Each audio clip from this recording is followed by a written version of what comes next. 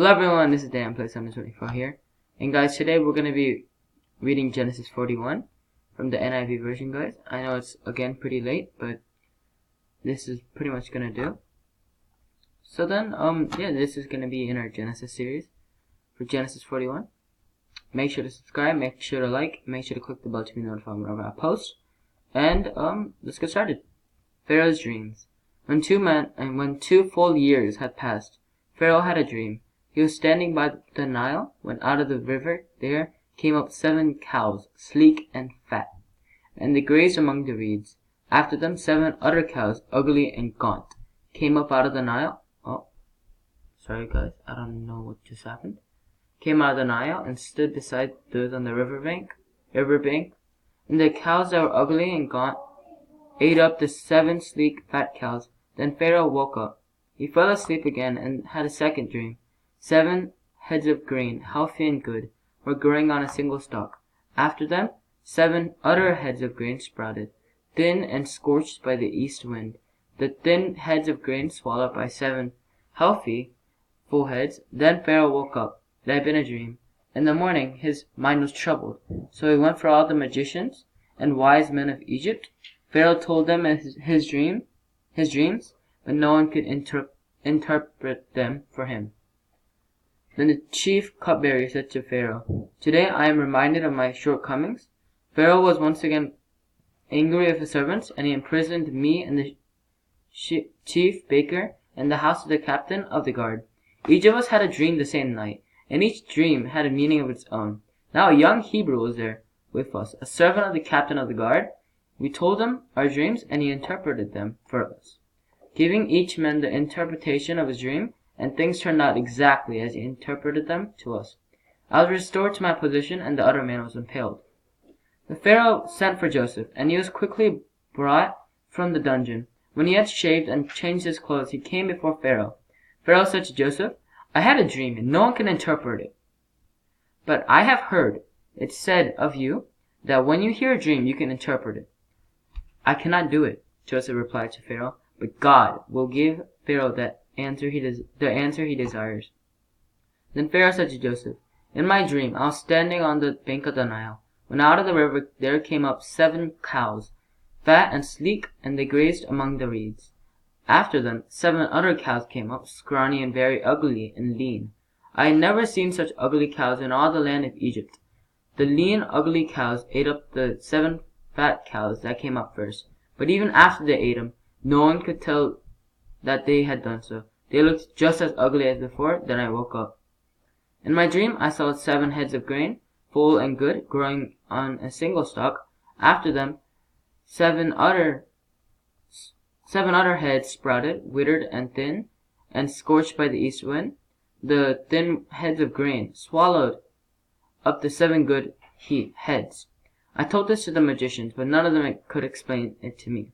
Then Joseph said to Pharaoh, "The dreams of Pharaoh are one and the same. God has revealed to Pharaoh what he is about to do. The 7 good cows are 7 years, and the 7 good heads of grain are 7 years. It is one and the same dream.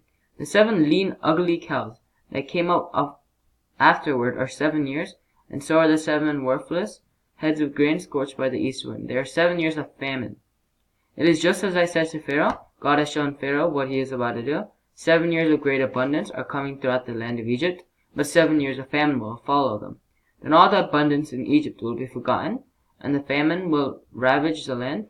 The abundance in the land will not be remembered, because the famine that follows it will be so severe." The reason the dream was given to Pharaoh in 2 forms is that the matter has been firmly decided by God, and God will do it soon.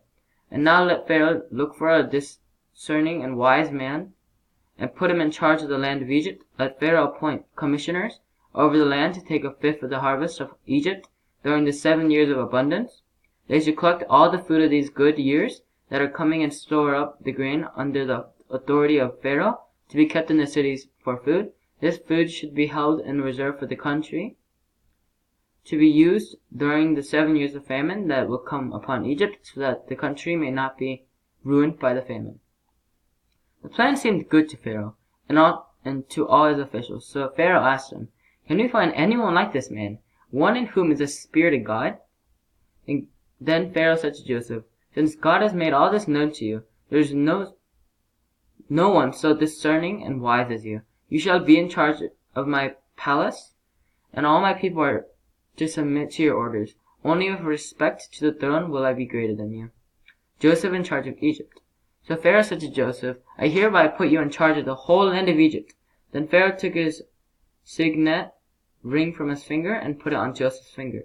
He dressed him in robes, of fine linen, and put a gold chain around his neck. He had him ride in a chariot as his second in command, and people shouted before him, "Make way!" Thus he put him in charge of the whole land of Egypt. Then Pharaoh said to Joseph, "I am Pharaoh, but without your word, no one will lift hand or foot in all Egypt."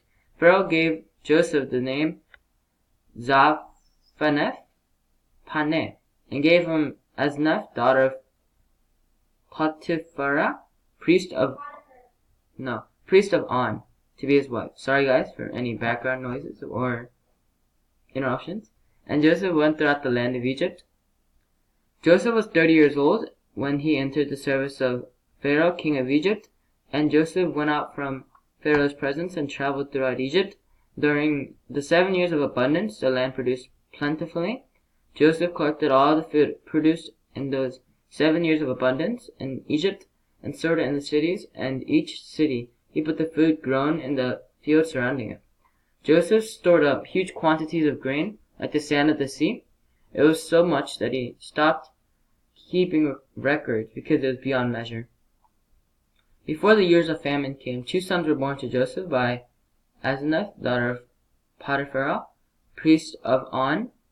Joseph named his firstborn Manasseh and said, "It is because God has made me forget all my trouble and all my father's household." The second son he named Ephraim and said, "It is because God has made me fruitful in the land of my suffering." The 7 years of abundance in Egypt came to an end, and the 7 years of famine began. Just as Joseph had said, there was famine in all the other lands, but in the whole land of Egypt there was food. When all Egypt began to feel the famine, the people cried to Pharaoh for food. Then Pharaoh told all the Egyptians, "Go to Joseph and do what he tells you." When the famine had spread over the whole country, Joseph opened all the storehouses and sold grain to the Egyptians, for the famine was severe throughout Egypt, and all the world came to Egypt to buy grain from Joseph, because the famine was severe everywhere.